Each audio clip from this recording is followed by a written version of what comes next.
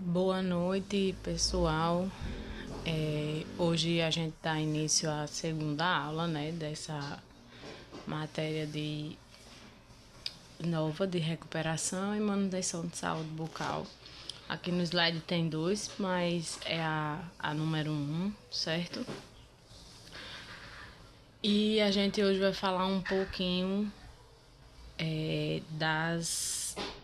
A gente vai falar um pouquinho das propriedades dos materiais forradores do complexo dentino pulpar. Então, para isso, a gente tem que entender o que é esse complexo dentino pulpar. Muitas de vocês já trabalham na área, devem saber o que é o hidróxido de cálcio, que é o famoso DICAL, né?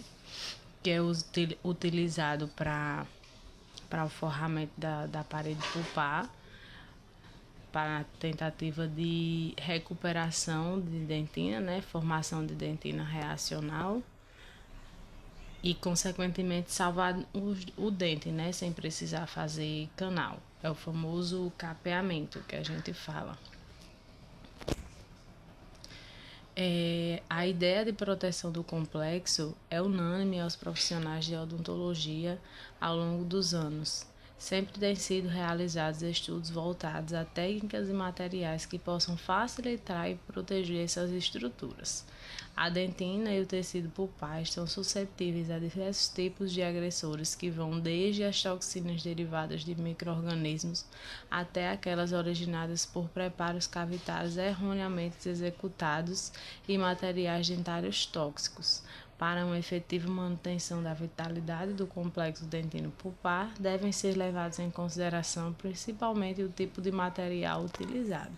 Então, o que é que a gente entende aqui nesse primeiro momento? Que o complexo dentino pulpar ele pode ser atingido de várias formas. Ele pode ser atingido através de uma cárie, né, que é um tipo de agente agressor, que é um micro-organismo.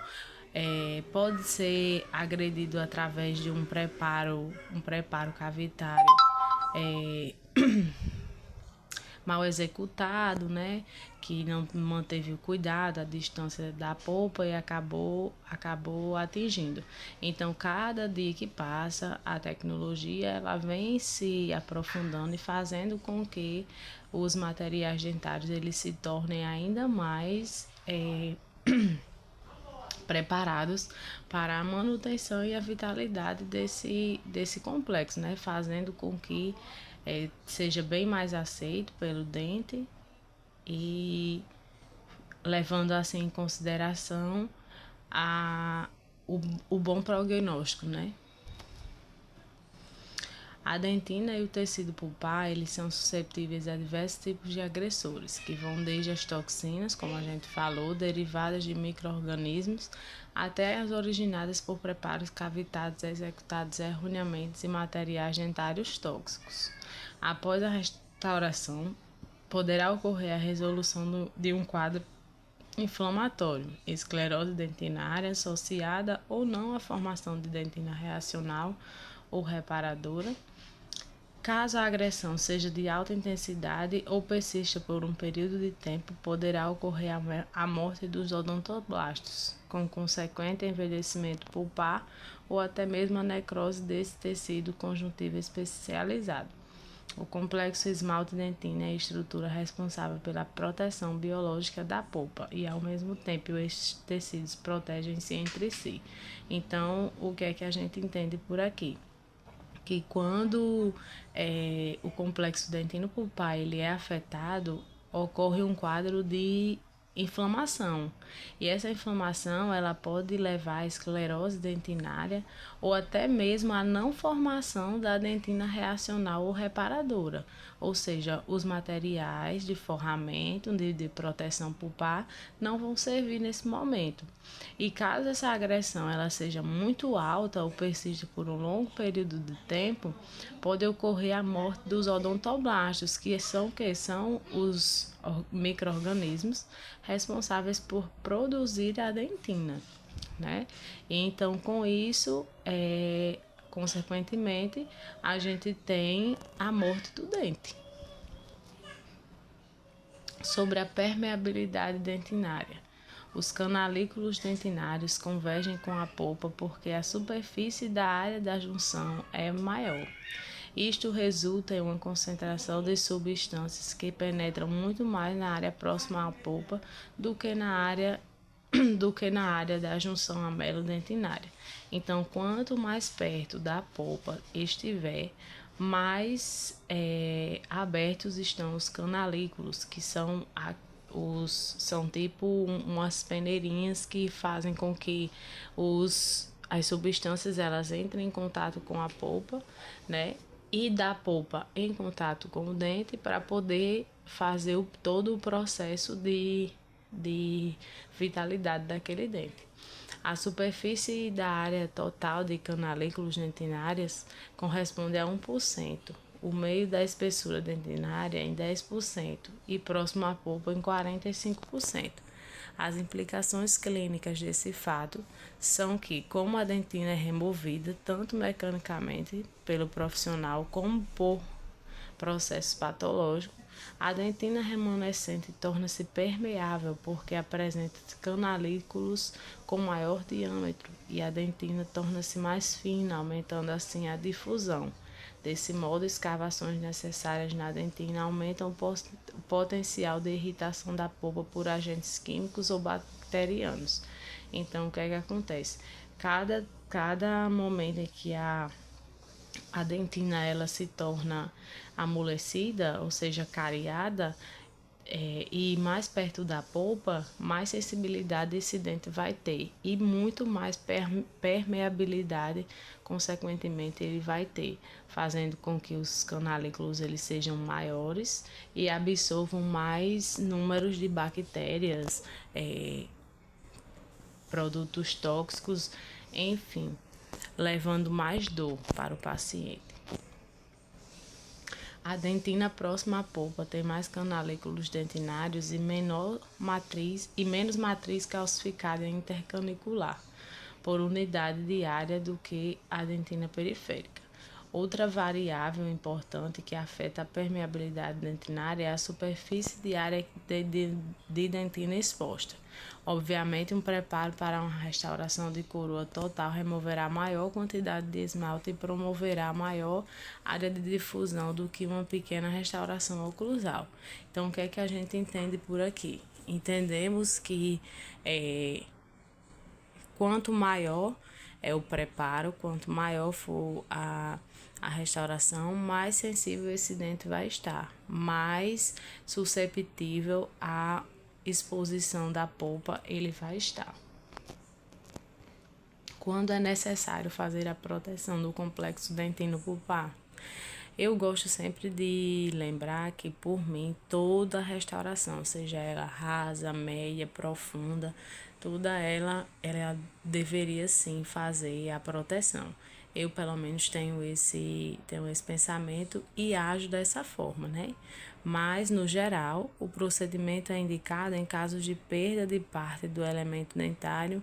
Essa perda pode vir de ação de bactérias que formaram a lesão dentária, prevenida a conhecida como cárie, ou até mesmo em casos de fraturas ou erosão dentária, prevenida a exposição pulpar. Além disso, a idade do paciente e a condição da polpa são fatores que são levados em consideração na hora de realizar o procedimento. Uma curiosidade é quanto mais jovem o paciente é, maior é a polpa. Então, quanto mais velho o paciente for, menor é a polpa. A polpa vai envelhecendo junto com a gente, e aí vai ficando menor também. As técnicas para a proteção do complexo dentino pulpar. O capeamento, que consiste na proteção da polpa através da aplicação de substâncias biologicamente compatíveis. Essas substâncias elas auxiliam na cicatrização da polpa, desse modo é preservada sua vitalidade. Esse procedimento também pode ser conhecido como capeamento pulpar direto, isso porque as substâncias escolhidas são aplicadas diretamente na área que necessita de estímulo para a recuperação. Em geral, esse procedimento é recomendado para dentes jovens que sofreram com exposição acidental durante a remoção de lesões cariosas. Não somente em dente jovem, certo, gente? Mas em qualquer tipo de dente. Sempre que a gente tem a oportunidade de salvar, ao invés de fazer um canal ou uma extração, a gente sempre tem que dar prioridade a isso. Nós temos também a curetagem, que é o procedimento conhecido, feito através da remoção da parte da polpa por algum processo inflamatório. Desse modo, o restante da polpa é preservado e recoberto por material biológico. Esse procedimento visa evitar a proliferação e a contaminação de outras áreas da polpa dentária pelo processo inflamatório. Nesse caso aqui, acontece muito em dentes de criança, onde a gente faz a curetagem, a gente remove a parte da polpa inflamada e aí coloca medicação e fecha aquele dente. Para quê? Para que a criança não perca e também não precise fazer canal. Mas em dentes de adulto, geralmente não funciona bem. Nós temos a pulpotomia, que é uma técnica que consiste na remoção de toda a parte coronária da polpa em sua totalidade. Em seguida, ocorre a cobertura da parte radicular utilizando material biocompatível. Em geral, é recomendado para pacientes com dentes jovens, sejam eles descidos ou permanentes. O profissional da odontologia analisa o caso a caso para saber qual é a técnica mais indicada. Essa é a mesma coisa do que eu falei para vocês anteriormente, certo? Geralmente é feito em crianças. Para quê? Para que não perca não perca o dente e também não precise fazer canal. Quando o dente é descido, né, aí a gente espera esse dente cair de uma forma em que ele tá lá protegidinho, né, sem a criança sentir dor, porém se recuperando. O objetivo de qualquer procedimento de proteção pulpar deve consistir em controlar as bactérias, estimular as células para formar nova dentina e fornecer um selamento biocompatível e duradouro. O êxito de um bom recobrimento pulpar não depende unicamente do material, pois há mais fatores a considerar. No entanto, está demonstrado que certos materiais favorecem a obtenção de um maior êxito nesse processo. Um dos materiais que cumprem estes objetivos é o trióxido mineral, que é o MTA, que hoje não é mais comercializado, certo?